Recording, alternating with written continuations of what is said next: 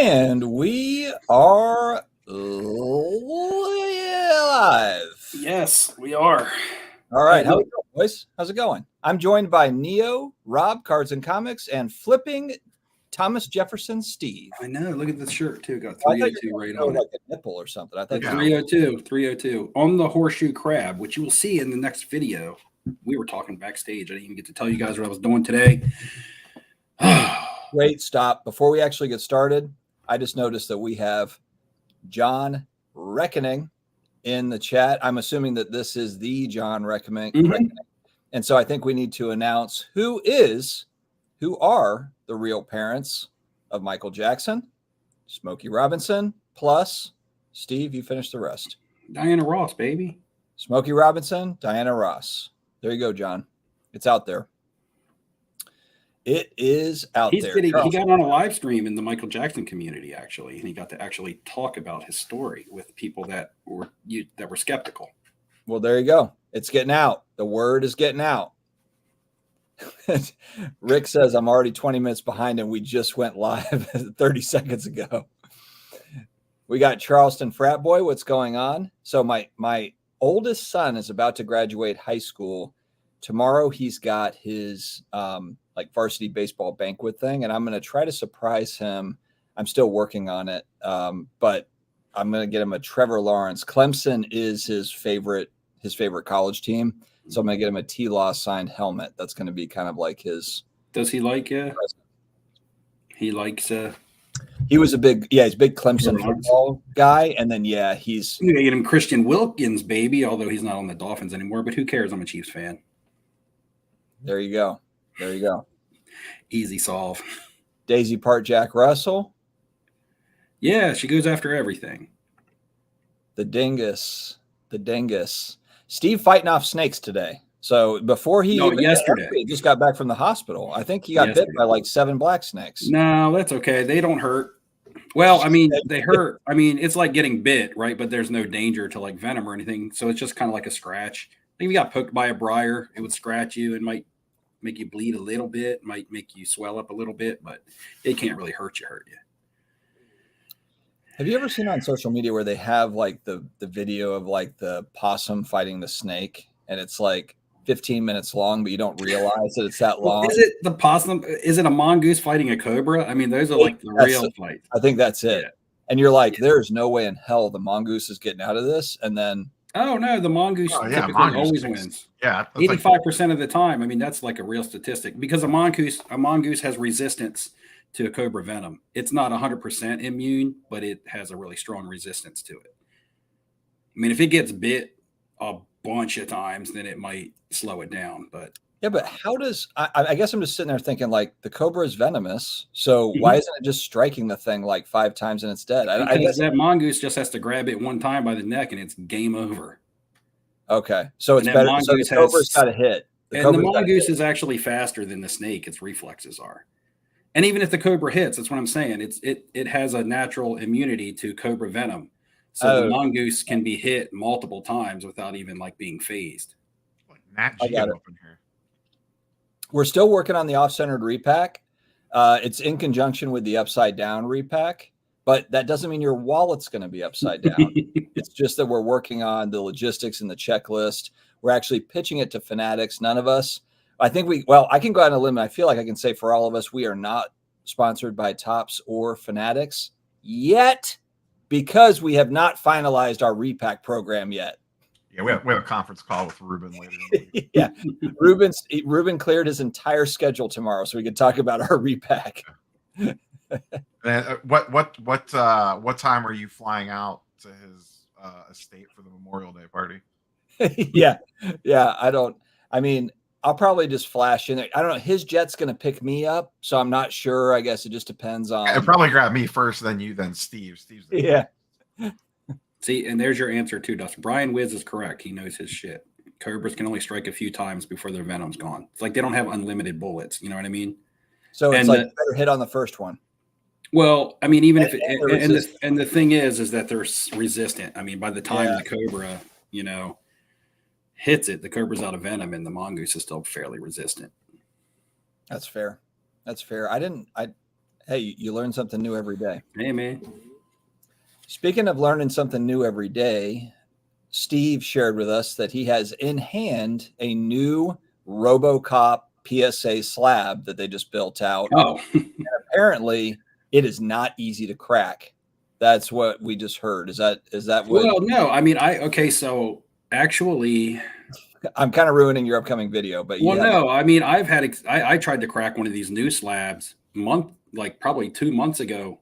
Okay, so I bought a PSA 9 of a card, cracked it, resubmitted it, and since I've already gotten it back. And that card itself actually was in one of the new slabs. I just wasn't aware of it at the time. So it was at least a month and a half to 2 months ago in a video.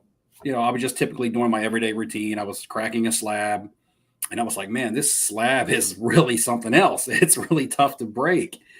And I didn't know that they had gotten a new slab at the time because it hadn't hit people hadn't started talking about it yet. So I did say in that video, I was like, man, it feels like PSA got a new slab and didn't tell anybody because this thing is unlike any slab I've ever tried to crack. And then come to find out a month and a half later, it's like actually confirmed that, yeah, they do have new slabs, but they snuck it out on people. They didn't come right out in the beginning and say it. But I have some PSA slabs. I'm going to put them through some rigorous tests in my next video. And it should be fun. He's going to have a mongoose and a cobra fighting over it. Well, hopefully, hey man, that because I'm starting to intertwine the wildlife, I am starting to intertwine the wildlife and the nature into it. I might put it on a fishing hook and drop it into a shark tank or something. You never know. But I'm hoping that I can really get the one slab through multiple tests. If I destroy the slab on the first test, then I got to get another slab out for the second test and third. There are going to be some rigorous tests on some of them. And then there's going to be some that are more like troll testing, like I might take a slab to the mall, see if it can survive a trip to the mall because the mall sucks. But, there'll be some real hardcore tests in there too. 3D 80s kid, I did get your voicemail. Sorry that I missed your call. I am all in for Hobby Palooza. Just got to make sure. I don't know which weekend you guys are doing the Hobby Palooza this year, so I just need to double check that. But I will get back to you. And yeah, maybe I can grab Rob, Steve, Neo Steve to come on with me. That'd be fun. This is my first time. I've never been invited to Hobby Palooza. Yeah. Well, I signed us up, so we're in. I had to join you to get invited, man. Yeah, we're in. We're in like Flynn. I did it. Yes. We'll go to a story like Steve fought off 3 anaconda. Yeah, those black snakes. Those weren't black snakes. Those were baby anacondas. Just one. No, just one anaconda. We don't have to do 3. But yeah, someday it'll be. By the way, I watched the movie Anaconda a couple of weeks ago with my youngest kids, and they flipped. They were like, "Oh my god!" And granted, like the CGI and stuff is so awful on it, but my daughter was back then, yeah. freaking out. Pickups. Does anyone have any new pickups they would like to share? Rob, Neo, Neo, you're probably thinking like he's being quiet. No, he's watching the basketball game, so he can kind of keep us all in what's going on. He's got Mavs Wolves on, which, by the way, what's going on? Wolves 37, Mavs 32. Kyrie Irving had a big first half or a big first quarter. All right, Luka Magic. I also have eBay auctions ending that I am potentially bidding on as well. I have a pristine auction that I'm bidding on. That's actually where I'm going to try to get. Excuse us. I'm just over here on little eBay. I'm not over here bidding on auction house items. Yeah. Oh yeah. Yeah. We got some stuff cooking over on pristine. Cobras can only strike a few times before it's depleted. Yep. Absolutely covered it. Got a lot of big stuff lately. You must have got a lot of permission slips from your yeah, Dustin's got the new I have a lot of pickups, but I also have divorce papers. So I picked up both. I got some great cards, and I'm also newly single. No, I'm kidding. We're good. I don't think I've got anything too crazy since the last. I got some Pokemon boxes on Damon Adams. All I have is stuff that's come back from grading. So, technically the cards aren't new because I've had them in my possession once, and now they're just coming back in my possession again. I have so much inventory. I just got back a 14 card order, and I haven't listed anything yet. I'm hoping I just get with the right buyer and I'm able to move a majority of it. I'm trying to consign. I'm having issues. I'm not going to say why. You know why. Someone knows why. Can't get any help. No, it's okay. Yeah, it's okay. We'll get it sorted out. Yeah, right. But but yeah, and I have another order coming back. That's 30 cards. So I really got to move some more of this inventory. But I'm not behind money wise. My grading cards have done really well. And like if you watched my video today, I made some really strong sales. Oh, yeah, you had a huge sale. Yeah, and that was yeah. It's funny, BGS 9 to a PSA 10. Well, I haven't done that video yet. Spoilers, jeez. Yeah, I'm lying. That's not true. All right, the Patrick Mahomes in that deal, yes, was a BGS 9 to a PSA 10. Okay, there we go.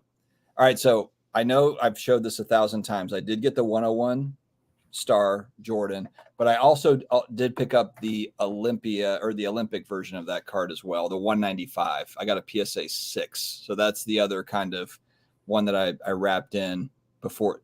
That's my FOMO before it's too late buy for those cards, and I'm not buying any more of it, but that's because I won't be able to. But that's kind of where I'm at with pickups. And honestly, I told Steve, I was like, the only money I'm going to have at the National is the money I'm using to buy somebody else a card for the giveaway. I'm going to have $500. That's going to be about it, I think. I watched a Jim Brown rookie and a PSA 4 the other night end at auction on eBay. So, I mean, that's actually the first time in a long time that I've put a card on my watch list that I intended on buying for myself. So I'm starting for 8 something. 8. I still have 2 threes. 840, 850, something like that. Man, those suckers have come down. Because I remember my 3 was about that price not that long ago. 800. I'm thinking that I'm going to shoot for a 5. Now that I saw that a 4 went for under 1,000, I'm trying to, there's a certain ballpark that I'm willing to spend on it. So, I mean, with that sale that I just had today, it really gives me a lot of extra to take to the National. Now, some of that stuff that I sold in that video that released today was intended to go to the National with me for trade nights and things like that. But I was able to make such a good turnover on them that I was like, you know what, I'd rather just have the cash right now. Who knows what's going to happen by the end of July. And I can just take the cash to the National with me. It feels good to sit around the trade nights with some heat, right? And put it out and attract people and have people ask questions. But, put the ballistics out. Yeah, I think having having a large amount of cash actually, and I think I could do more damage at a trade night this year with cash than I can with cards. I wonder if that still holds true with all the repackers running around. I'm going to be rolling in heavy with Bowman U at the National. I'm going to have a significant amount of Bowman U quarterbacks. So all the upcoming college quarterbacks. You know what's going to happen though? Here's what I feel like is going to happen. I'm going to sell all of it to Kenny in like the first 12 minutes of being there. And then maybe that. My first deal last year was to Kenny at the Card Collector 2 trade night, but he just bought a lot of the Hall of Fame autos and things like that. It wasn't till the other trade night at one of the, I think it was Lowe's Hotel, where the Jared Goffs and the quarterback stuff flew off, It's kind of interesting, actually, now that you say that. We're pretty much almost exactly 2 months out, and we haven't heard. Yeah, we're getting close. Yeah, we're getting close. Like, time is flying. Like, it's already the last week of May, and I'm here, and it's seasonal where I live. So, 62 days and 18 hours away, according to the official national count. Yeah, it's like when summer rolls around, you're like, man, okay, summer is here, and we're already almost to June. It's like, wow. I mean, Dustin, we're gonna be at Heroes Con in like 3 weeks.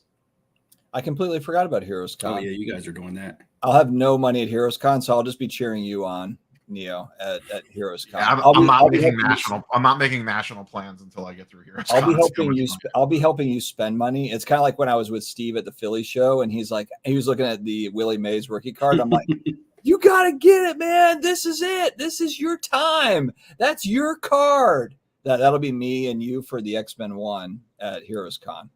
Yeah, I've started the process of transferring some cash around to make a run at it, I think. I tell you what, though, I was watching an auction on Hakes that ended last night, which is not their big catalog auction that like they do 3 a year, kind of like how REA and a lot of the other auction houses do. It was just kind of like their normal monthly, and they had an X-Men one. I was going to send it to you. It was a 1/8 that actually looked really good for a 1/8, but it sold at $4,800, which it's not a terrible. If it presented well, I wouldn't like. I mean, I don't know what it goes for. I'm not up on my comps. Well, I also remembered though that you kind of wanted the experience of buying that. I do kind of want to. It would have to be a killer deal for me to buy it online. Yeah. So it was like if it was sitting at like $3,000 with like an hour left, I would have shot it to you. But it wasn't. It was pretty high leading up to the end. So just kind of So okay. Is there buyer's premium over there too?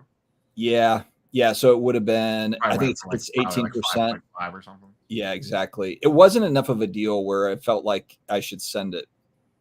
Okay, so the Hobbypalooza 3Ds 80 kit. It's a month from now. Exactly a month. The weekend after Heroes Con. Okay, so I should be fine for that. I should be fine for that date. I think I'm good for that too. That's actually it's on a weekend.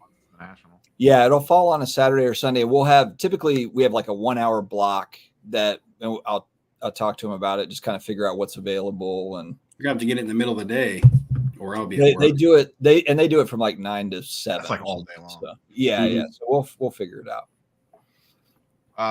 But yeah, I mean, I think I'm going in the Heroes Con with the plan of at least looking for an X-Men one. It's a great book. I'll be jealous. I want one too. So I'll be. Or wait, are you going to be in my ear encouraging me to buy it, or are you going to be in my ear telling me, have you seen the Collectibles Dad videos about rising graded pop counts? You might want to hold off. No, it's a great book. Well, and look, that's not going to be one that, I know Swaggle Haas will argue with that. I thought they're all going to go to zero. They're not going to go to zero, but I just feel like there's a lot of ungraded books out there. But X-Men 1 is just kind of one of those where it's just such a classic. It's like AF-15. You're not necessarily buying it. You're not necessarily going to ever get that at like a basement price. Those days are over. To like the price appreciation has already happened. Yeah, the zombies are walking the planet. My thing is, I'll ask you guys, but I'll ask chat also because every collector is different. I'm also a butt guy, Charleston frat boy. I get it. Go ahead. I was talking to Michael Hamm, I think, on the way to work the other night, and I was talking about the National, and I'm like, okay, if I take a certain budget to the National with me, do I want to buy one? Like, because I feel like I want to get a vintage card, but there's like multiples. There's a couple vintage cards that I really want, or players, right? Rookie cards of certain players. Do I want to like go in that mid, like, okay, say for instance, we're talking about the Jim Brown. Do I want to shoot for that PSA 5 that's going to cost a majority of my budget? Or do I want to stick to like lower grades in the 3s and maybe get 3 cards that I want? Instead of spending like $5,000 on one card, would I rather just spend $1,500 on 3 cards for a total of, $4,500 or something like that? I'm really not sure what I want to do at the moment. We don't know you're going to sell like $10,000 worth of bad quarterbacks before the show even starts. So I won't have that much, man. I've been selling like prior to. I'm in kind of the same boat, Steve. We were talking about this because it's like, what are you going to bring to the National? But I'm kind of like, if you're selling quarterbacks, whether that's college or pro, I probably want to be selling those leading up to the National, because I almost feel like the National is kind of like is that kind of almost too late? I have a Myles Garrett card. I got to be able to move this in Cleveland, right? Hey, Rob, you already know. Rob, Neil already knows that he can't buy that from Steve because he'll be. I don't want non-rookie stuff. He'll lose it. No, you'll buy that. He's not a collector. He said, "You're not a true collector." He doesn't buy non-rookies, except Manny Ramirez, right? Yep.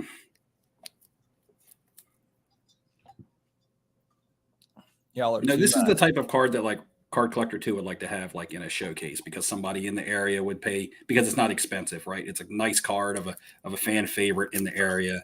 That type of stuff. It's not like, hey, this is a big investment card, but this is a card that like somebody that likes the Browns and Myles Garrett would just like to have, just to have it.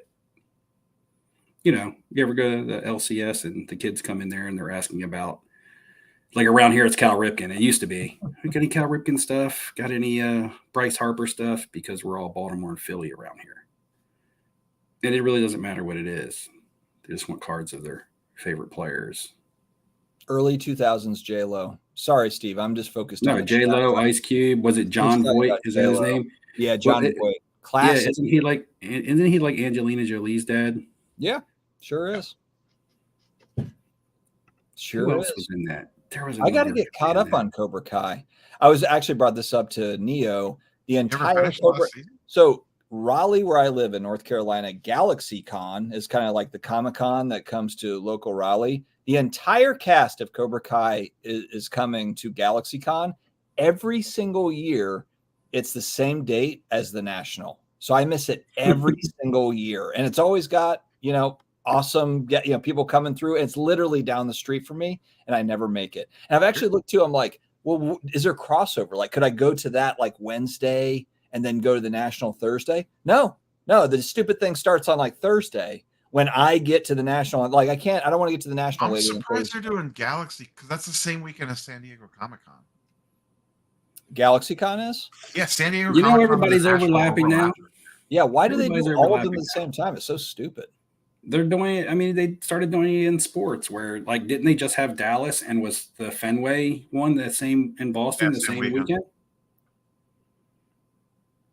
It's like what kind of con do you want to run that you're going up against San Diego Comic-Con though? That's I'm running my that'd be like running Dallas against the National. Yeah, the USFL against the Super Bowl, or whatever. Yeah, I gave brief consideration to sneaking out to San Diego Comic-Con because I've never been, and then I was like, wait, it's the same weekend as the National.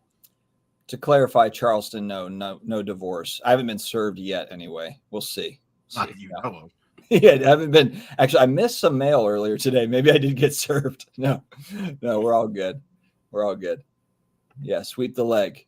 Exactly. They tried to deliver divorce papers to me. I'm sweeping the leg. I should get myself a Cobra Kai jacket after all them snakes I was catching yesterday. But you should wear the karate outfit in your next video. I'm sure that exists online that you can order one. Yeah. And you're doing New York too, right? You're doing Fanatics Fest in New York? I don't know because I really want to go. You were in on that. No, I do want to go because I'm not going to go. The only Fanatics thing I'm doing is probably that November show in Orlando. Oh, you're doing New York Comic Con maybe, but you're not doing a New York Fanatics Fest. I'm not doing New York Fanatics, and I'm not doing Pittsburgh. It's just too much. We got a bunch of concerts. We got Pittsburgh's easy for me because it's 2 hours for me. Yeah, Orlando's like a 7-8 hour drive, so I'm probably just drive down there for that one. And I heard it's going to be like a ginormous card show. That's November, right? Or is that October? November, first week of November. Are the Orlando ones in November?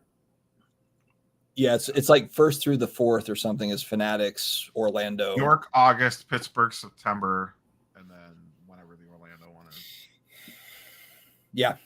But I think Pittsburgh's the smallest.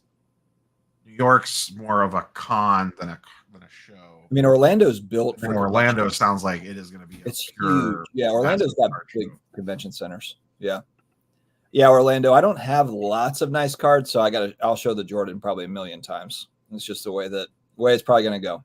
That's how I was. I had my Jackie Robinson. I think I showed it like over and over again there in the beginning. Now it just kind of goes away. Yeah. And I'll bring it back every now and then because there's people who haven't seen my videos or something, and it'll be new to them. And it'll be blah, blah, seen this before to the people who watch every day. No, the one card.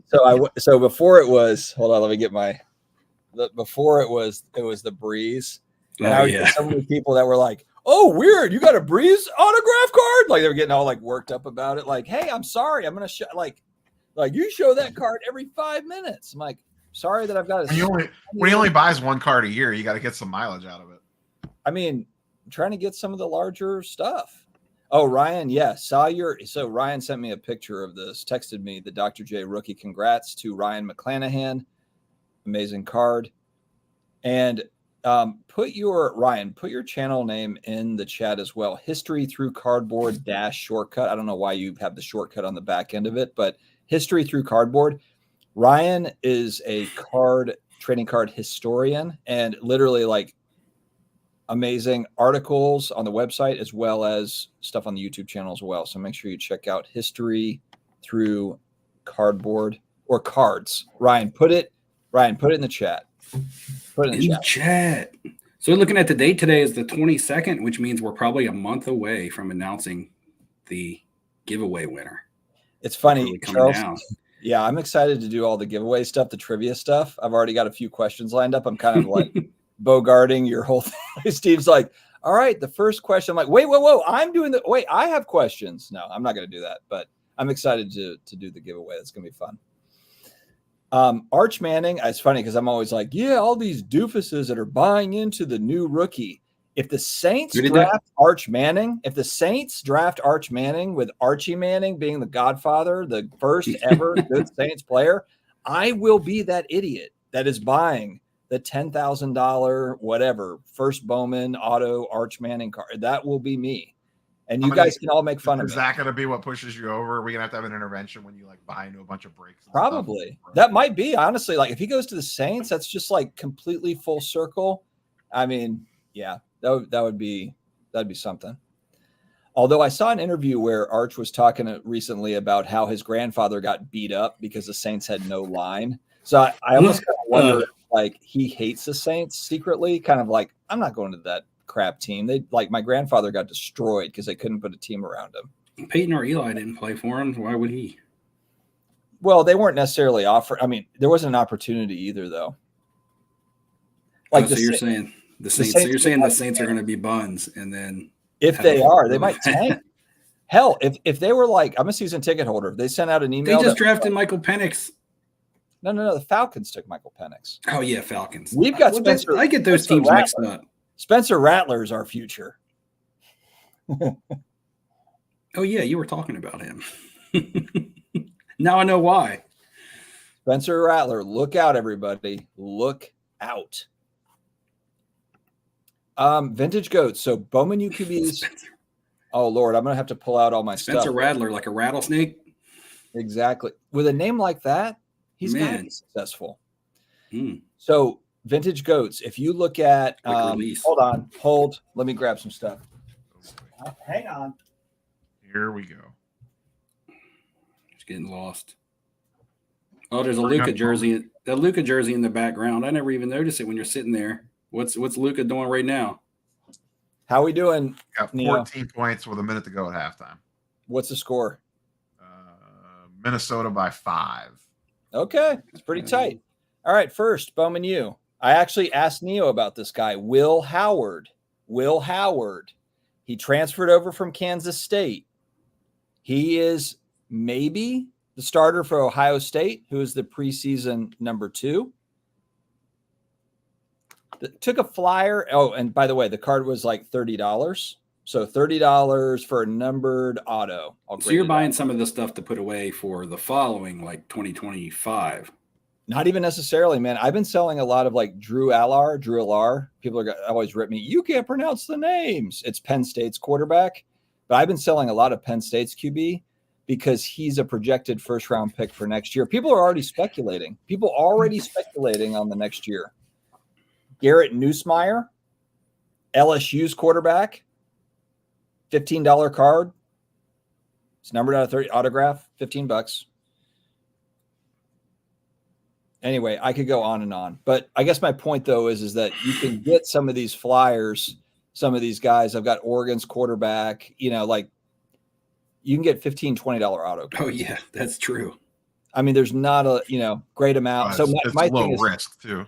Yeah, you buy a $20 auto. This is what I'm doing. Buy a 20, maybe like on the high end, maybe it's $100 because it's a low numbered whatever, but that's on the very high end. And then I'm grading it out and I'm looking for 150. Or I buy it for 20, I grade it out, I'm looking for 60 or 70 or whatever. So that's really it. Nothing crazy. And if they turn into Caleb Williams or whoever next year, then I guess or you know what? They don't even have to turn into Caleb Williams. People just have to be speculating that they might turn into Caleb Williams. That's really what it boils down to. Well, people are speculating that Caleb Williams is going to be Caleb Williams. You make a strong point. Are we getting crazy daisy stickers in the upside down repacks, or Spritzel taking over? I like where your head is, Turtles. Yeah, we need to get Spritz. Spritz needs to get in on the action. I agree with you. Daisy's been hogging the limelight, and we need other dogs mixed in. Maybe we need a whole. I've been talking to Steve about this. Why don't we have an entire card line? I don't know why we're not really putting more focus on it. But anyway, we'll see what happens. There might be color blasts for Neo, just Neo color blasts. Neo. Army pet. Well, they have the case hit out of Spectra called the Neon Lights. We just need to do the Neo Lights. Take the N off of it. This comment scares me a little bit. Dustin, do you know what the oops? Oh, okay. Let me just keep scrolling. Oops. All right. Comic market seems to be even smaller. Oh, the 93 uncut cheat finest sold for. That's what John was asking? Yes. Oh, the one that I would, yeah. So for West Georgia cards, yeah, that it's sold for pretty big money. If we're talking about the baseball one, this is going 93 uncut finest NBA sheet. Yeah. It was sitting at $6,000 It's, I think there's only one or two known that finest sheet at time of auction. I was going to ask you the same question at Cards and Comic is asking, is drinking a mule, because you see the metal cup. I just got the mule cup. Okay. Yeah. It might be water. It might be something else. We'll leave it at that.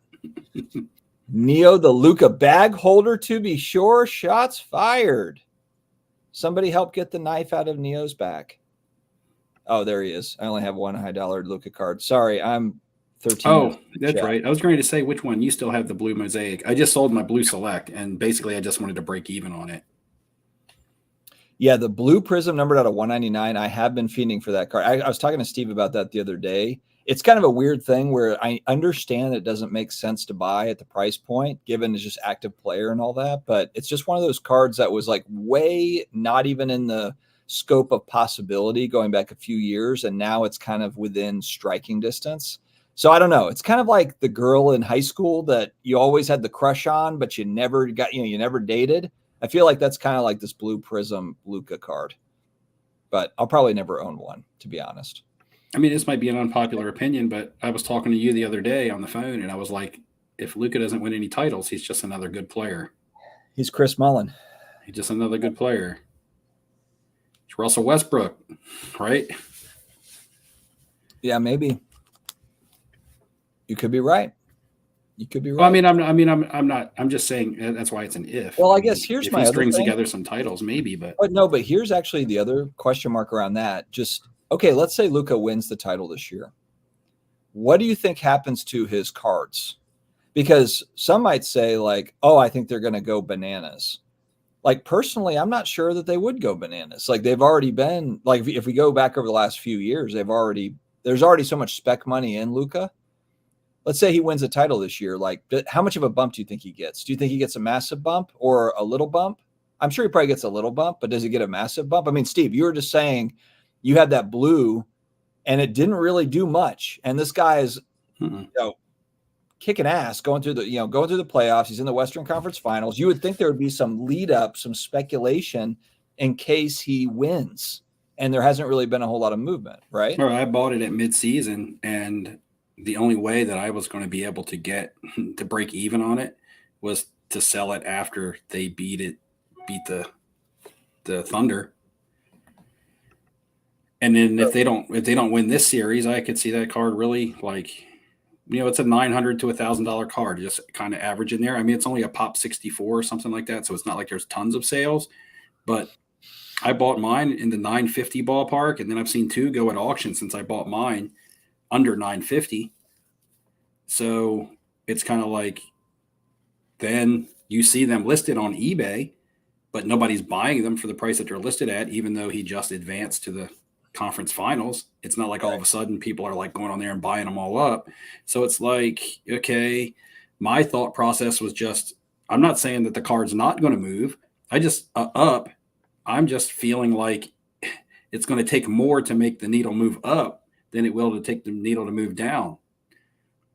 right? He's got to get through this series and win a title in my opinion, and that may not even be enough.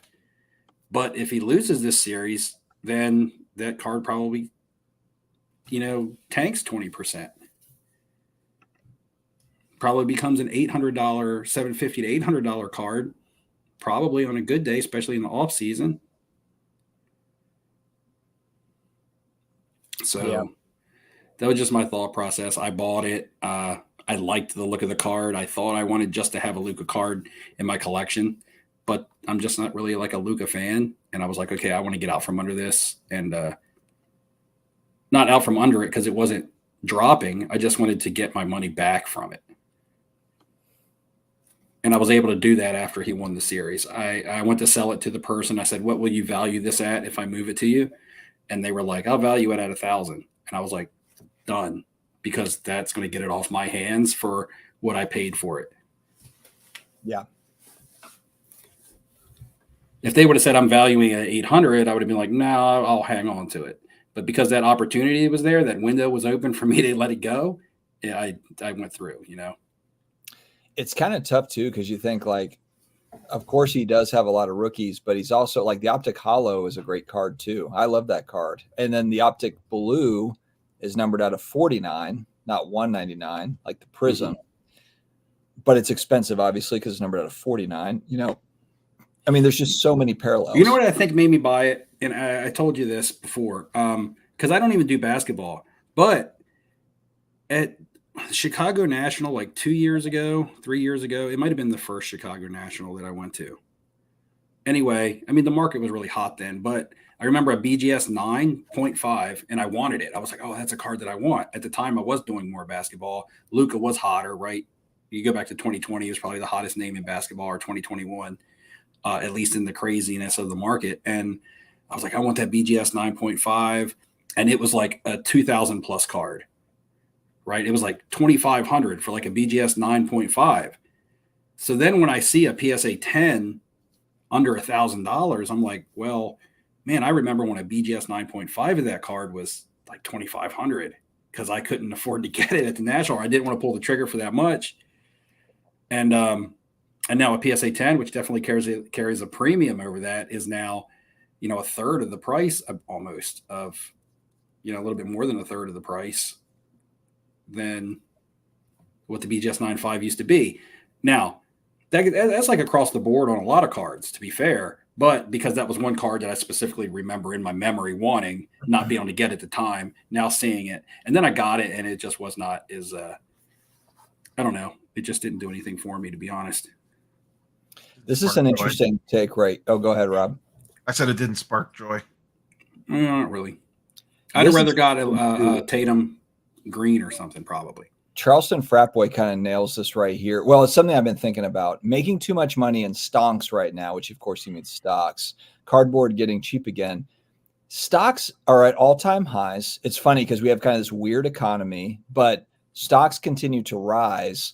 And I just wonder too, like, because what happens typically when stocks fall, you get kind of the big sell-off. You get the big kind of the volatile sell-off.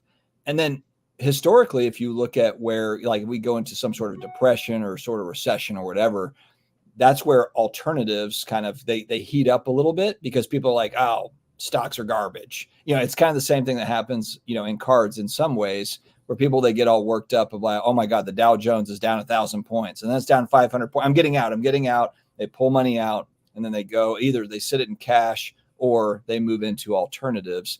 But what's the motivation for people, unless you're feeling kind of like, hey, we're hitting kind of a top as far as the stock market goes?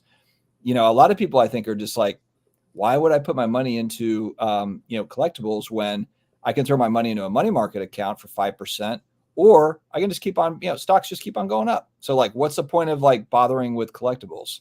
And I wonder if that has something to do with kind of, if we go back to the pandemic in 2020, stocks crashed in quotation marks during that kind of that 2-3 month period. And then of course rebounded when a lot of the stimulus and stuff kick started in. But I just think that's kind of an interesting thing. Typically it's the same with cards. Cards are rising. Everyone's jumping in. It's kind of like the euphoria thing. and we have a little bit of euphoria on that side as well, for sure, on the stock side. I know this isn't a financial channel, but I just thought that was an interesting comment. I'm going to get completely off topic just for a second because I see Baller MJ. Well, I see Baller MJ45 in the chat, and I just want to make sure. I think he asked me one time what I made Daisy's dog food out of, and then you cut the live stream before I had a chance to tell him. I was getting ready to tell him, and I haven't had a chance to tell him again, but I see him in the chat tonight. So if I got the right person, I'm pretty sure, because I typically try not to forget my viewers. But I think it was Baller MJ45 that wanted to know what I put in Daisy's dog food. So if snake meat, but if you if it is you, let me know and I'll tell you real quick. Sell Breeze to buy. Did you show it in a video? Yeah, well, I cooked it in the video, but I didn't really necessarily talk about like. Want to win a national giveaway? You better have that recipe. This could be a national giveaway question. I could be like, "Hey, Nate, give me 2 ingredients of what goes in Daisy's dog food." hey, I'm just saying, never know. Get out the highlighter, start highlighting. Yeah, in case you're, the Steve on the trivia does not give it away. All right, this is he's probably going to give it's a pretty massive package for first place, so. It's not going to be cupcake questions. You're going to have to remember. There is $1,000 spending money this year. It's pretty substantial. That's crazy. Like from where my giveaway started 3-4 years ago, my first year, to now. I mean, it's an extra room. An extra night in the room instead of 2 nights. It's 3. It's got $1,000 cash with it to spend. Like I didn't ever have that in the beginning, and then I might, this isn't 100% sure, but I might be able to, instead of getting the VIP badge, I might be able to get the winner a vendor badge, which means then you can enter the show whenever you want and you can stay for like hours afterwards when everything's like closed down. Man, vendor badges are like gold this year. Vendor badges are awesome. A lot of chatter about them cracking down on vendors this year. Spencer Rattler's really popular in the chat. everyone hates Rattler. Yeah. Well, you know what though? I mean, I think we had all talked. Well, I can't speak for you guys. I think it's stupid as hell that, I'm sorry, you've been a vendor for 20 years and like you're selling off half your stuff, half your tables. And then, half those vendors just show up there to show off their collection. They're not even there to sell anything.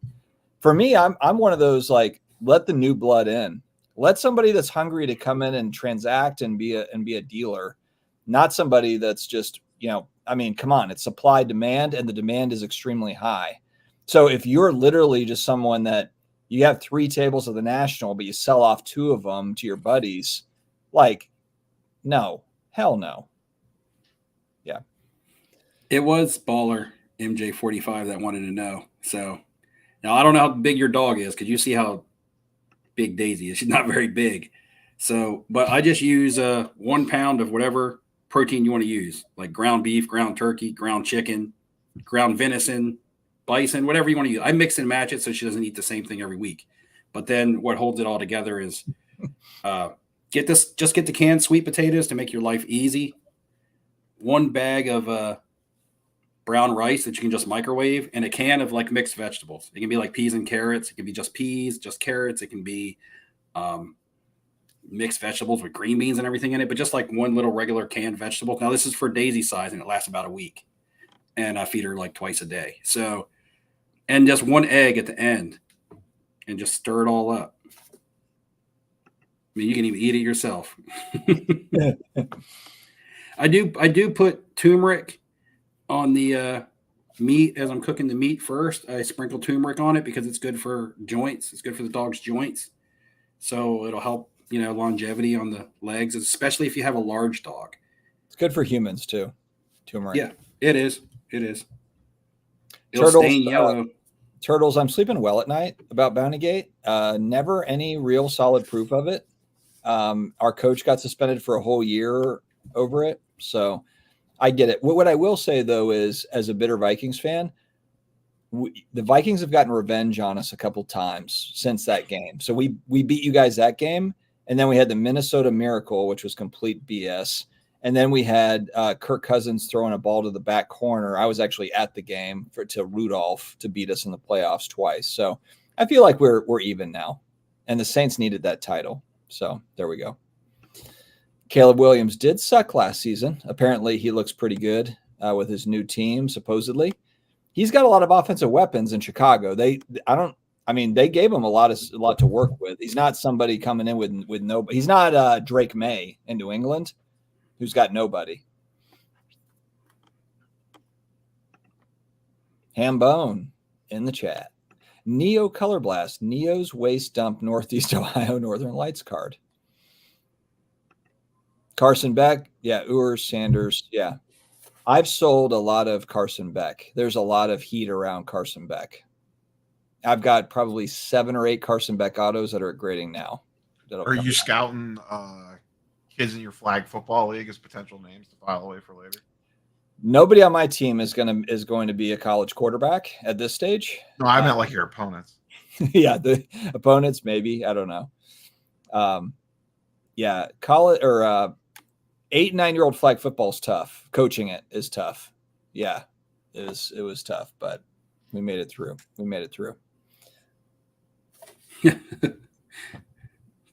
I don't have the energy to do it in the summer. I told my wife in the fall I'll do it. I said this, my youngest son's autistic. So I'm coaching in part because I want him to have a good experience. So even if it is terrible as a coach, I still don't want him to have a bad experience. So I'll go out, I'll take the bullet in the back, I'll take one for the team, and we'll go out there and coach it up. So he did tell me, I think I mentioned in the last chat that you suck. Yeah, he said we don't have an advanced playbook. So, and I quickly told him, well, you guys can't execute it. So, yeah. So there we are. All right. Don't catch the falling knife. I assume you're talking about Arch Manning. Chris Mullen, the Dream Teamer. That's it. Professor Oak, what's going on? Is there anything out there? It's a massive bump. I don't know if Luka gets a massive bump. I think he gets a bump. I don't know if he gets a massive bump. Yeah, it's pretty. We have a pretty good track record now. The guys that win titles, their cards actually usually go down a little bit. Yeah, we just don't see it. Like it might bump a little bit if he makes the finals, right? If he makes the finals, that's probably it'll bump between now and the finals, and then it'll probably actually go down a little bit. I mean, for legacy, yeah. I mean, if he makes if anything, it just gives him a higher floor going forward. I'd feel a lot more comfortable buying his stuff if he's got a title under his belt, for sure. Yeah, because you got to remember, it feels like Luka's been around forever. He is only 20. Or a title belt. If he's wearing a title belt out there. Yeah, it feels like we've been watching Luka for like 20 years, and he's only 25 years old. Right. You know, Luka and Patrick Mahomes have the same problem. They just went up so high during that time. So baked in. There's so much baked in. Those are the two guys. Mahomes has at least backed it up because he's got multiple. Yeah. Yeah, Mahomes has backed it up, but his price is literally like it's been baked in for like 2.5 years, like his prices for all this stuff. The speculators got in early and often on Mahomes.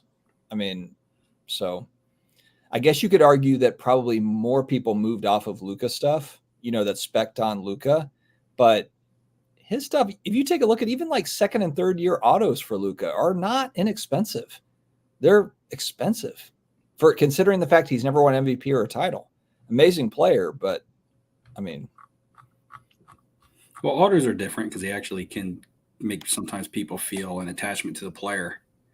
And any card that holds collectability, right, is always going to be somewhat desired. Autographs are just hold collectability.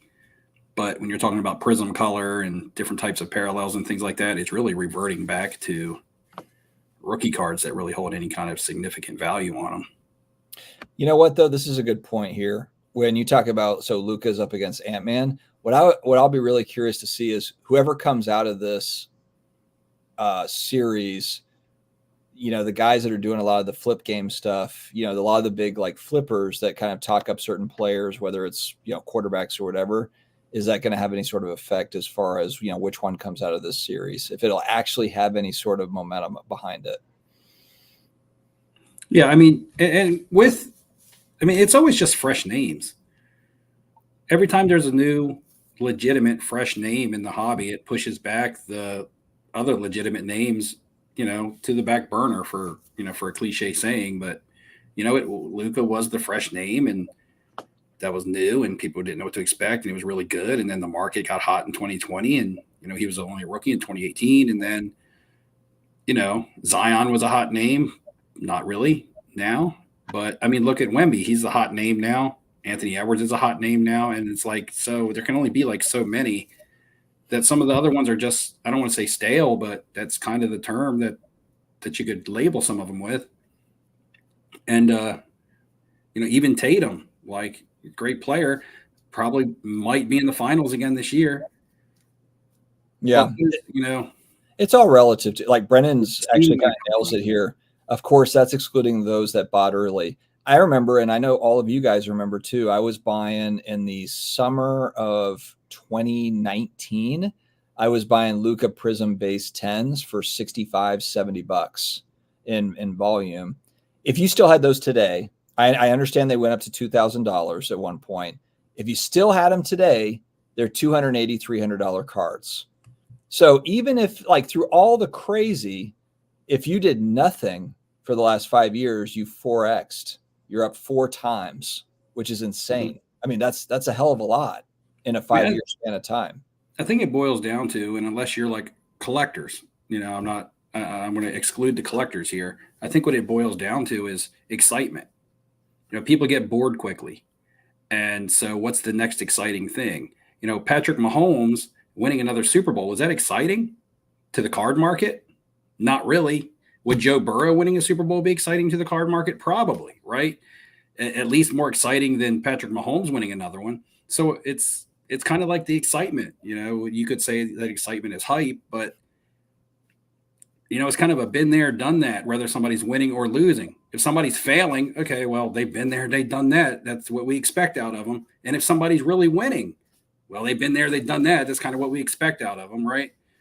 So a lot of times that's what happens. And you're just looking for a new name to chase until the new name to chase comes out. You could be right here, Baller MJ45, as far as the silver, because it's, I don't know, there's something special about that silver prism, the PSA 10 with the step back 3 picture. The one thing, though, if we're comparing to the Joker, he's 2015 prism. So check pop reports. It's very different when you're looking at pops on that 2015 prism compared to Luka's 2018. There's quite a bit of a difference there. Luka has a lot more rookies. I mean, I understand 2 different players, different positions and all that, but that's just something to keep in mind as well. And Jokic has how many MVPs and how many titles now, right? Yeah, 1 title, 3 MVPs. He'll probably add, I mean, he's probably going to add another title, we would think, like, before the end of his career. No? I mean, no, he didn't say it this year. He's saying before the end of his career. Never has some real salary cap issues coming up. Yeah, but he could be on another team, and he could be moved. Yeah, he could easily get another one, but I don't know that he could potentially be the star of the team. Don't get me wrong; they're still going to be really good next year, but the West is also really good. Like, the Timberwolves aren't going anywhere. The Mavericks aren't going anywhere. OKC is about to get a lot better. Denver's still really good. The Spurs have Wemby. Like, yeah, we didn't even get to the Lakers and the Warriors and like the old guard. What about Zion and the Pelicans, man? Yeah, I mean, you got those guys. Watch out! Watch out! Watch out! All of a sudden, absolutely loaded, and this is going to be. I think this is going to be one of the craziest NBA off seasons we've seen. Nobody's talking about Evan Mobley, Rob. Right? Damn straight they're not. No, he's a good player. I mean, they've got some good players. Yeah, this is probably going to be one of the crazier NBA off seasons because Paul George is probably going to move. Either Donovan Mitchell or Garland's going to move. Brandon Ingram's probably going to get moved. Jimmy Butler could get moved. But I feel like we're kind of getting into that new NBA now where, like, I mean, is LeBron and Steph, are they winning another title? Or, Durant? These guys are all not as the main pieces on a team. I think the Warriors are going to be in a rebuild phase probably. These guys are all fading. If anything, they might jump teams to just grab a title. Like, they might jump on the Wolves to win a title or something. I'm not saying LeBron won't do that, but I'm just like, who knows? Like, he's going back to Cleveland, I thought, right? Paul George might go to the Wolves just to this get has definitely felt like the changing of the guard year. Totally. It's Giannis now and Ant and Luka and Tatum and like those guys league now. Well, because people have been asking the question, who's the face of the NBA right now? When people start to ask that question, you know that there is somewhat of a changing of the guard going on. Yeah. That question will be answered in about 3 weeks. Rob, talk about the Marvin Harrison Jr. being sued by Fanatics thing. I'm going to run to the restroom real quick. I'll be right back. I think it ends up getting. I think it's much to do about nothing in the long term. In the short term, it's going to be a little weird. But I have to imagine eventually this is going to get all figured out. It's just because he doesn't really have a lot of options. So what happened with him? He's not signing the NFLPA deal. And he's also saying that he does not. Fanatics is saying they had him sign to an exclusive autograph agreement through like 2026, like a side deal. Mm-hmm. He's saying, no, you don't. So they're going to court over that. And it's going to come down to how the judge interprets whatever legal document that they have. So, like, he has not signed his NFLPA deal. So that means he can't even be printed. Even though Panini has the license, he can't be in Prism as of right now because he hasn't signed his NFLPA licensing deal. He can't be in Madden. They haven't been able to sell his jerseys yet. Now, is that an NFL thing, though, for him to not sign with the Players Association? He doesn't want to sign with the Players Association because it's also signing with Fanatics partially. Oh, okay. So that's what's keeping him from signing with the Players Association then. Because Fanatic, even though he has, Fanatics can't make licensed trading cards of him, they have his autograph rights, and they would have the rights to his jersey, like to make his jersey. Yeah. Yeah, they can use the rights to the players, just not the rights to the teams. Until they get the actual license from the... Yeah, but it's not even so much about cards. It's about, like, making a Cardinals jersey with his name on the back of it. Oh, yeah, like actual memorabilia or actual... Yeah, it's all of it. It's all of it. Do you think that more players are going to follow suit with Marvin Harrison, or do you think they're just going to make a deal with him and figure it out? Ask me again once we get some court rulings. You know what I mean? If this goes Harrison's way, it could. If it ends up being a big waste of time, then people will just be like, People are saying that Neo's mic is cutting in and out. It doesn't sound like that on my end, though. Does it with you, Dustin? I don't think so. I heard everything that you said. I don't know. Yeah, I guess I don't know where your microphone's located, but maybe when you lean back, it sounds a little bit more faint. I don't know. it's up here. It's on. Oh, okay. Maybe when you were sitting back a little bit. Yeah, I don't know. Could be. I turned the game down a little bit recently, so maybe it's not picking up as much when I lean back. You could be right. How's the game looking, by the way? They're at commercial right now, so I don't have the score handy. But is it back on third? Yeah, they're in the third quarter. It's basically tied. It's like a 1 or 2 point game. It's big man syndrome there, Charleston frat boy. People just don't love that style of play. Even though he does more than a typical big man, he just I don't think people look at him as exciting. You know, Tim Duncan, he's got Tim Duncanitis. People don't look at him as exciting, and he's a big man, and it's not a big man's game right now. John Reckoning winning the national giveaway. That would be something.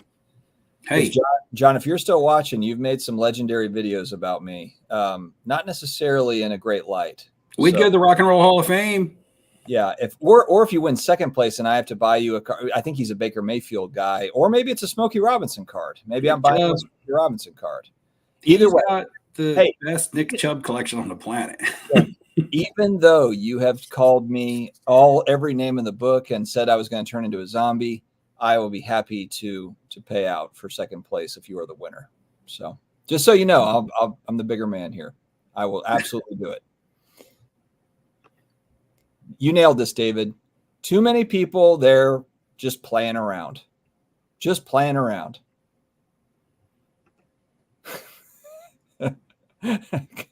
Hope you're okay, John. Jason at Cards and Comics just reminds us that brown rice is really high in arsenic. White rice is much lower. Fair enough. Yeah, my dog ate, like when we first got our dog, Spritzel, she ate literally like a whole entire bag of grapes. And I didn't realize that dogs can't eat grapes. Grapes aren't. Blueberries are really good for dogs. Grapes aren't. grapes are really bad for Yeah. grapes can be deadly for dogs. Oh yeah, I don't give grapes out. But so we also ran this like blood test on her just to see like, hey, what is she, you know, could she have like hip problems? Is she gonna have like some sort of, you know, disease? Nothing. This dog is like gonna outlive all of us. Like, I mean, she's got like every single, you know, whatever, like complete mutt, Chihuahua, German Shepherd, Lab, Pit, like all the things, but she's immune to everything. She was just crapping grape jelly for 2 weeks. She will survive anything. So yeah. But blueberries are really good for dogs, actually. That's why I give blueberries to Daisy. Better than giving her like an actual dog treat. Damn it. I hope Shane's still here. This was 14 minutes ago. Who you got in the NFC South this year? No bias pick either. Oh, I don't need to use my bias. We have friggin' Spencer Rattler. We are going to win the NFC South. Who dat? That's not a bias. Isn't Atlanta in that division? Yeah. Have you watched them play Yeah, the last few years? I think I'm going to Atlanta. I've watched the Saints play too. They got Kirk Cousins now, and what's his Penix? Hey, maybe if they put them both out on the field at the same time, they can get a pass completed. Maybe that's their plan. That's why they drafted Penix. That might actually be it. That might. And hey, you know what? Maybe that'll work. No, I am absolutely on board but you know what? I'm absolutely on board 100% every year for my team. I'm loyal. I'm the Rip Wheeler of New Orleans Saints fans. If you know, you know. If you watch Yellowstone, I'm the Rip Wheeler. I am as loyal as it comes.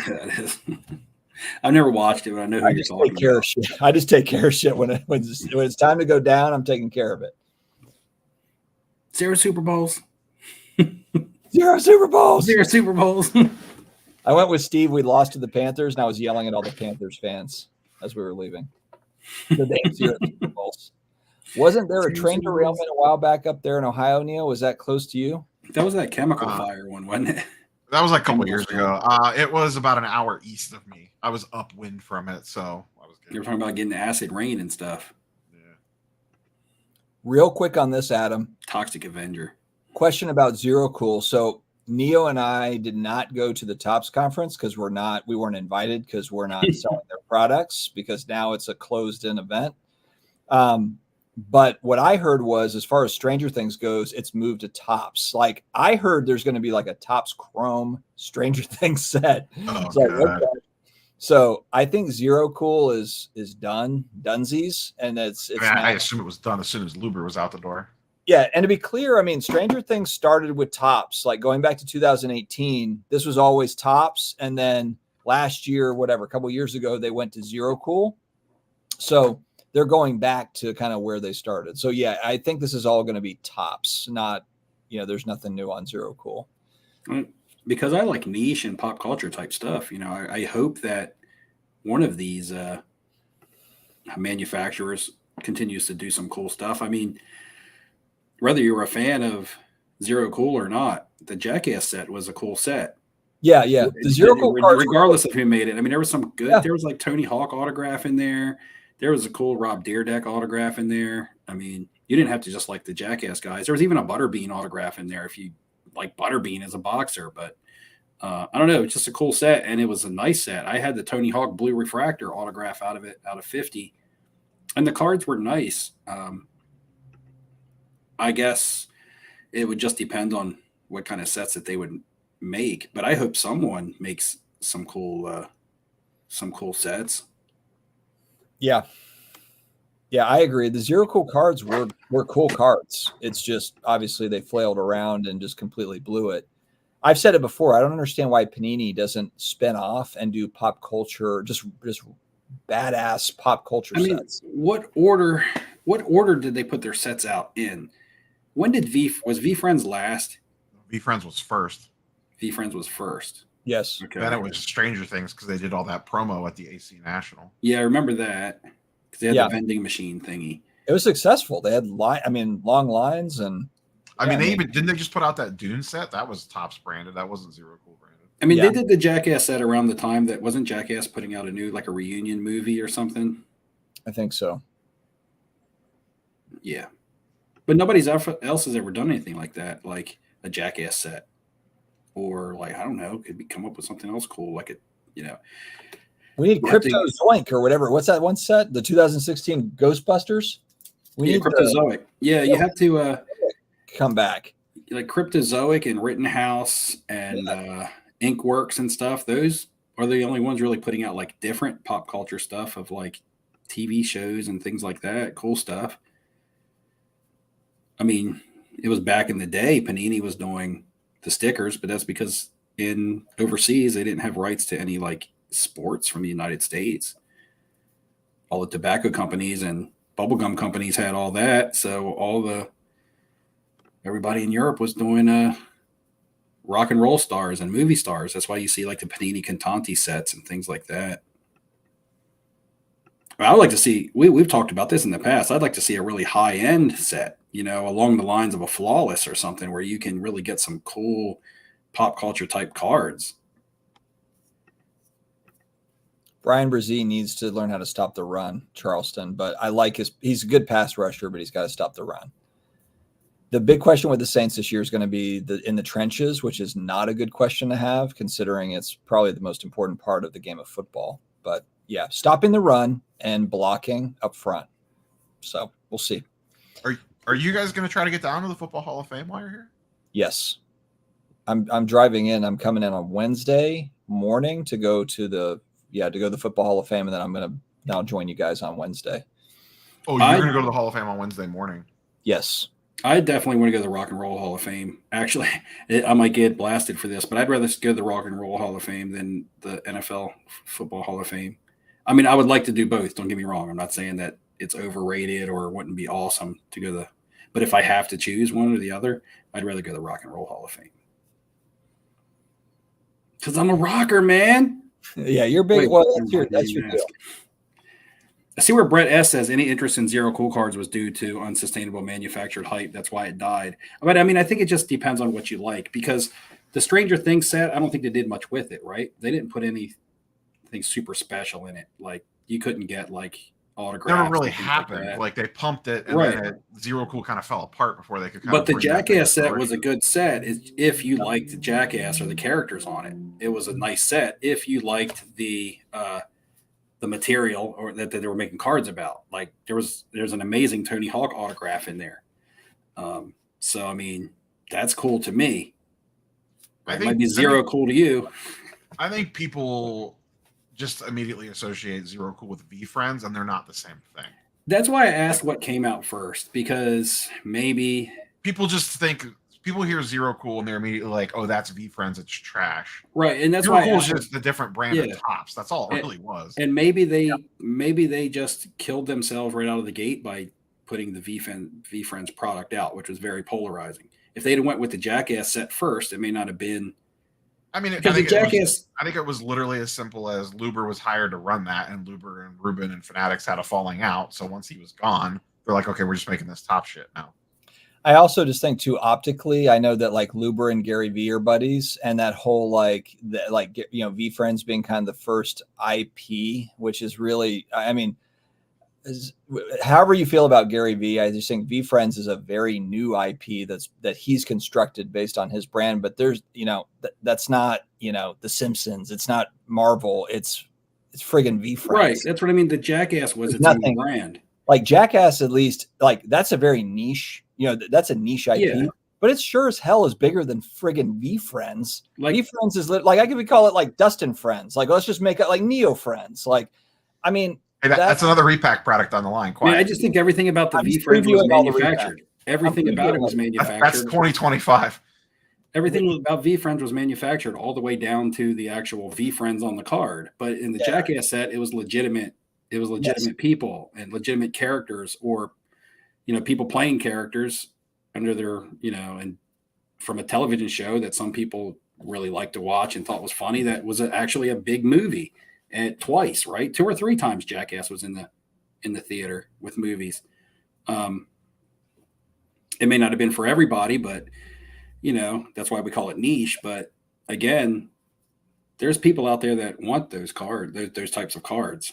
I think if they'd have went a different route with it, it could have sustained a little bit. But like you said, they probably pulled the plug on it, like Neo said, just because of who was in charge and who was taking. If you're smart, though, just go after kind of these nostalgic shows and movies that we all kind of clamor for. I mean, just like simple stuff. Like I know like people like, man, Jackass is really niche, but like Family Matters or Full House, like, I know Bob Saget passed away, but you've got kind of these autographs, these different things you could add in there. People would buy that. Like, people would buy, those sorts of, shows that they used to watch. We're all in our 35 to 50-year-old age group, and we're all buying that nostalgic 80s, 90s stuff.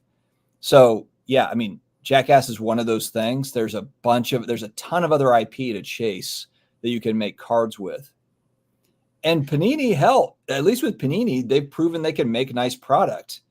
Make a flawless style pop culture set cards, on-card autographs for stuff. You can laugh about V-Friends all you want. I was curious. I just looked up to see what Zero Cool Series 1 V-Friends sealed boxes were going for. They're going for $5,000 still. Are they selling for that, or are they asking that? That's sold listings. They don't sell a lot, but I just know that I remember Gary Vee had said, like, you buy, or what was it? You buy the NFT and you can get into the convention. And the first year of the convention, it was really hot and all that. And now you can just buy a ticket at the convention for like $5 or whatever. Like, it's very different. But whatever. That product was never for me, so I completely ignored it. Yeah, I liked that Stranger Things stuff they did at the National Atlantic City that year was actually really cool. Like, that was very well done. Those cards are good. Those cards are really nice. Good looking cards. Yeah. I've got, let's see. I've got the Dustin, the blue out of. I really like the design of those cards. Yeah. I mean, yeah, totally. It's just coming up with the right, look, that stuff sells.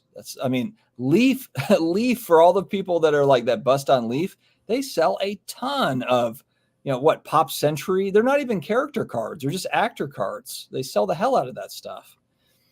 So anyway, we could go on and on forever on that. Guys, how late do we want to stay? Do you guys want to catch the end of the game, or what are you thinking? There's 2 minutes left in the third quarter. Then it's about to start the fourth. So go down here to Timepiece Esquire real quick. The at Flipping Steve, don't take this the wrong way. Where is it? Address the hell out of this. Yeah. So it says don't take it the wrong way, so I'm not, but I already have. But I'm not. Yeah, when you preface it like that, we're already offended. Yeah, right. You already know that I might possibly starting off with a defensive statement. But who told me that the goofy stuff you've been doing with my dog and stickers, etc., was a good move? Here's the thing. The stickers that I did with my dog have raised $1,000 to give to someone to go to the national giveaway. All those stickers were for donations because people reached out to me. It was like, I want to donate to your trip. How can I do it? I was like, well, I don't want you to donate without at least having something from the channel. So as goofy as you might want to call it, it raised $1,000 for someone, maybe you, if you win the national giveaway, to spend at the national. So if that's goofy, I'll be goofy all damn day.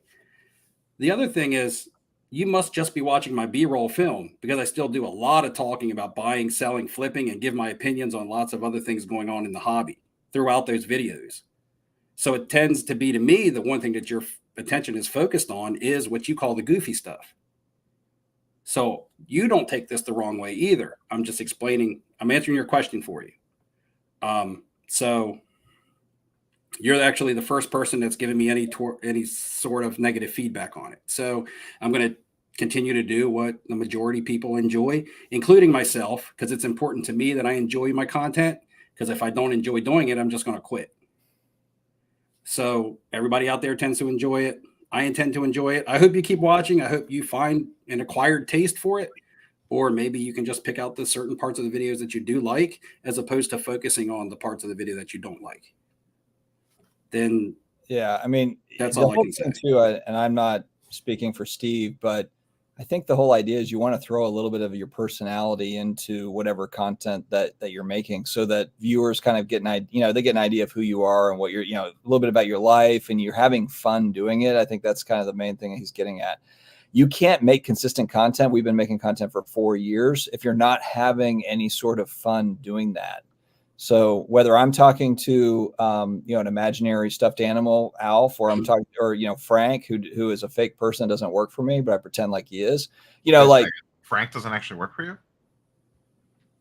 I didn't want to, break that to you here, but yeah. So, but like, that's the whole point of, if we're not having fun, then what the hell are we doing? I mean, my entire video that released today was a $5,300 deal that I did in sports cards and talking about how it went down and why I was buying and selling the cards that I was getting rid of. And then my video before that was a PSA reveal and why was I grading these cards? What were my plans on doing with them? Before that, it was talking about how do flippers maintain a livelihood if they're flipping full time and going to card shows all the time? What else do they do to help them? Like, is that like lost in a filter somewhere? That's I would say most Steve's stuff is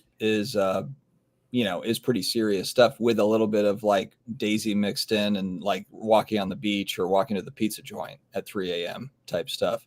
But again, that's the whole thing that like keeps it all going. We can all be like robotic, like Bueller, and just do it like that. But it's just not that fun. Like I wouldn't be able to do it. There's no way. I'd still do the driving videos a lot of times. So when I'm doing when you see me driving in my car and talking, that's all off the top of my head because I can't read a script and drive my car at the same time. The problem that I can't do them live anymore the way that I used to is because I used to have like a 5-minute ride to work. So I could do like an 8-minute live drive, sit in my car for a couple minutes afterwards. Now my drive to work is 20 plus minutes because I moved last year. And I also go through multiple dead zones while I do it. So I can't do it live.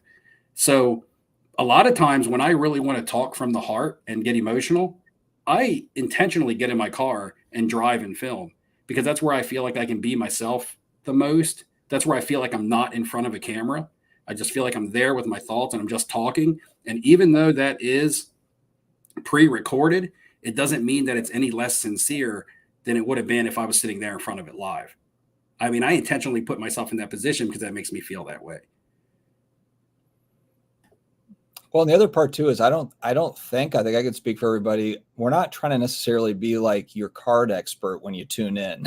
Like we're basically just sharing either some newsy stuff that we have an opinion on, or it's what we're doing in cards, whereas Steve talks a lot about buying, selling, and alt trading.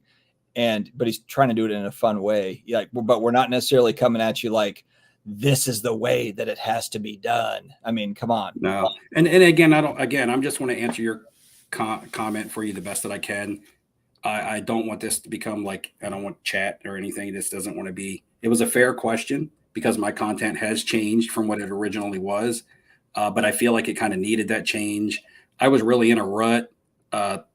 I bought a new house last year, and for like 6 months, I might have put a video out a month. You guys remember, I really wasn't even doing much content. And then when I started back off this year in January, I did the same stuff, but I was just like, I got to find some filler for this. And I feel like the changing of scenery that I do throughout the videos holds people's attention a little bit more, as opposed to watching 5 minutes of what I have to say and then turning it off. Now, I may be wrong. Some people might see the dog for the first time and be like, screw this, I'm not here for the dog. And that's fair. That's absolutely fair. But the dog is part of me. It's part of what I do. It's a part of my everyday life. And my videos have always been as real as they can be. And I just added more reality of what goes on with me to my videos. And it's not just sports cards. So they're just in there kind of for comic relief and entertainment, if you will. So my videos aren't so dry. So it's just not me with a monotone voice reading off of a script. So it is, yeah. and you're fair to critique it and not to like it the way that you used to. But now, if you want a friggin' robot, tune into Neo. Yeah, Timepiece, you didn't offend me, buddy. I'm just kidding. You didn't offend me, Timepiece. You didn't offend me. I'm just an emotional guy. That's all. You didn't offend me. Trust me, you didn't offend me. Steve, he was this close to turning off the camera and just breaking everything in that room. So I'm glad you caught yourself. No, I was not. I'm just kidding, Rob. Your stuff is great. All right. Where are we at, guys? Because we've got the fourth quarter to watch. We got a practically tie game heading into the fourth quarter. Oh my God. I just got sweaty. Is it almost tie? I just got sweaty. 83-82 with like a second left. Man, it's hot in this room, man. I'm sweating. Like, it's summertime here. Like, today was like the first really hot summer day. And I don't like to turn on the air conditioning unit for my house until I get the maintenance checkup every year, because I have I have a guest house in the back, right? You know that, Dustin, you've been here. So I got an extra house in the back. Well, my daughter started staying there, and last summer she ran the air conditioner before I had the maintenance check, and there was a leak in one of the hoses that caused all the Freon and stuff to leak out of it. And it leaked all over some motor parts and burned them all up. And it was like $6,000 fix, right? So like I basically had to replace the central unit for that back there, the extra house. So now I'm like, until I get my yearly checkup before I fire up, before I'm all systems go, I'm like, so they're going to be here tomorrow morning around 9 a.m. to do my yearly maintenance and checkup on my AC unit, and then I can go ahead and fire it up. I do it with the heater and the AC unit now. I kicked mine on yesterday for the first time. I mean, I could kick it on because I doubt that there's anything wrong with it. And any other time I would have, but ever since that happened last year, I'm like, well, I'm not trying to fry up the AC unit here at the house if there happens to be something wrong with it. Yeah, it's zero cool in my house right now. Brett S with the line of the night. Zero. Steve has zero. That's awesome. That's awesome. Hey, I got the pool's up and running though. I've been swimming in the pool all day yesterday and today. It's when I'm all sunburned. I woke up at I was telling you guys I had a full slate today, man. I woke up at like 6 this morning and went and planted 2 bushes in my mulch beds, 2 big flower bushes, and we don't care about that, Steve. We only want to hear you talk about cards. We went to the beach. There was a dolphin washed up on the shore. It was all bloated and dead. Real quick on Chris, baseball card collector, investor, dealer. He's running a Price is Right tournament. All right, how did you get that far? Are you serious, man? The price is wrong, Bobby. Dude, I've been lighting it up, but you got to check this out. Okay, I'm up against Mike Junkwax Hero today. I don't want to spoil it, but I kicked his ass. So I haven't even know that this was going on. When did this start? Yeah, it's on. So we did it a couple of weeks ago. We taped it, and then he's just rolling it out this week. So like in sequence. So Monday, Tuesday, Wednesday, Thursday, or I think Thursday. Or no, yeah, Thursday, and then there's not a video on Friday. The finals are on Saturday. So I don't want to spoil it, but I'm in the finals. So I completely rocked Junkwax Hero. But definitely tune in and watch this. Is fun. It's very fun. Brad Noble, do it. It's basically Chris puts up 2 cards that are comparable in price, and we each have to choose which one is most expensive, which one is the most valuable. So yeah, it's pretty good. So check it out. It started on Monday. Okay. So basically it's like, here's 2 cards, and out of these 2 cards, which one is the highest? So how are you? You don't know anything about cards. The guy that you went up in the first round, the guy that you went against in the first round must have been bad. So it says Hobby News Daily, so he must only know about news. If you were able to beat him, a multi-decade. Well, I mean, look at the names. It does say Sports Card Dad and Hobby News Daily. You would have to pick the guy that has Sports Card in it. You're taking a shot at a multi-decade hobbyist that I took down in the first round. And they must have asked a bunch of football questions because Mike is a baseball collector. So they mix it up. Saints questions. They mix it. So basically, Chris says, "What's your pick a decade that you're an expert at?" So I picked 80s football. And Mike picked, I think Mike, like the guy I just faced today, picked 80s baseball. But like a lot of them, Danny picks like 50s baseball. So what is who wins the prize at the end? Is it a trip to the National?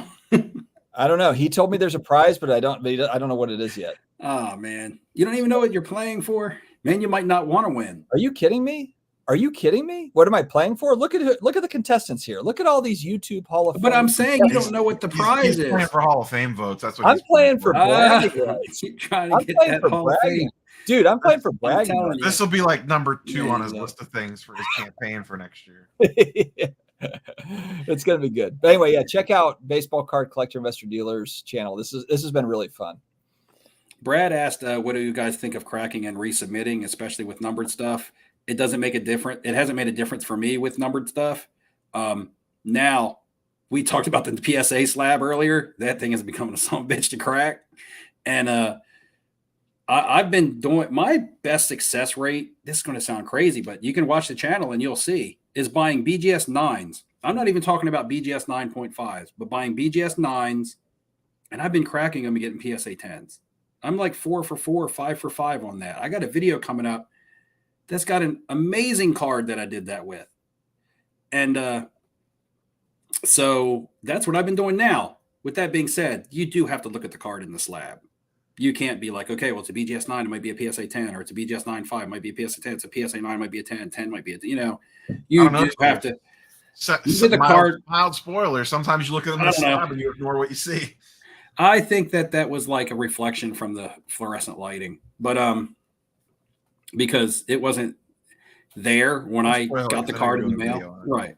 But anyway, look at the card in the slab and evaluate it for yourself, and then be like, "This is what I need to snap out." Sometimes you might evaluate a PSA 10 and be like, "How'd this get a PSA 10?" I do it all the time because I evaluate my own cards before I send them in, and I'll be like, "Man, I had this down as a 9 and it got a 10." I'll even write what I thought was wrong with it. Surface flaw, 9. You know, PSA 8, bad centering and a surface flaw. You know, and I'll get them back, and they'll outscore what I thought, and sometimes they underscore what I thought. But I mean, PSA 9s are cheaper than, I mean, raw cards are cheaper than PSA 9s. I mean, PSA 9s are cheaper than raw cards right now. Does that make any sense? You might as well just buy a PSA 9, bust it out, and sell it raw. Space 99 Yak just keeps on popping us with 99-cent super stickers. Well, yeah, stay on. Just keep on going. Space 99 Yak. Thank you very much. We appreciate that. Honestly, we're just here to goof around and mess around. So anybody that throws 1 cent in the super sticker, that's amazing. So thank you. Yeah. All right, let's wrap this puppy, Dustin. We got a fourth quarter to get to. Yep, let's do the fourth quarter, guys. Timepiece. Sorry, we didn't mean to come back at you, but wanted to make sure that we offered our rebuttal to what you had to say. But guys, hey, thank you very much for joining. I know it's NBA playoff night, so sorry to throw this on you while we're all trying to watch playoffs, but we're dedicated and we're not missing. So we will see you in 2 weeks. Neo and I will be about headed to Heroes Con, so there's that. Man, what will be the date? Because, okay, so we're back in 2 weeks. So we're back in 2 weeks, which will be, I think, like June, the second week of June. Yeah. And then after that, we'll be back in 2 weeks. That will probably be the live stream for the giveaway. Yeah. So in 30 days-ish, yeah, around that time, yeah, we're going to be working on the giveaway stuff. Yeah. Yeah. So we're looking at only one more live stream before the giveaway live stream. It's that close, which means the entries are going to start coming out soon. All right. Well, pay attention to the content, especially Steve's, especially the snakes in the cooler. Make sure you're paying attention. Does he name one? Do you know the name of that snake? No, I didn't name any of them. I was super annoyed, man. I didn't even get to tell the story. But I was just super annoyed because I caught 2 of them together, and I took them and I drove them all the way to a pond, a state park pond, to release them. And I came home, and when I came home, there was another one. So I had to catch it and make the trip again. I think you're lucky that you weren't. The third one was huge. It was like 8 foot, but they're harmless. I just catch them with my bare hands. As long as I wear garden gloves, just grab them by the back and make sure. Yeah, that's what Ice Cube said in Anaconda too, and look what happened. Well, you know. All right, guys, we're hitting it off. We're leaving. All right, thank you very much. Have a great night. Later. Later, everybody.